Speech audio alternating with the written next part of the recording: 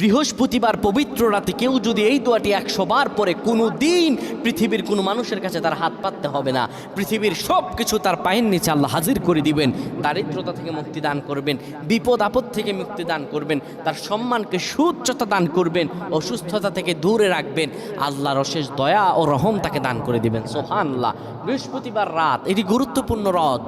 এই রাত সপ্তাহে একদিন আসে। আরবিতে রাত আগে আসে, দিন পরে আসে। সুতরাং বৃহস্পতিবারের যে দিন গিয়ে রাত, এটি বৃহস্পতিবার রাত নয়, এটি শুক্রবারের রাত, এটি জুমাবারের রাত, এটি দোয়া কবুলের রাত, আল্লাহর কাছাকাছি হওয়ার রাত। সুবহানাল্লাহ। এই বৃহস্পতিবার রাত আল্লাহ তাআলা বান্দার দোয়া কবুল করেন।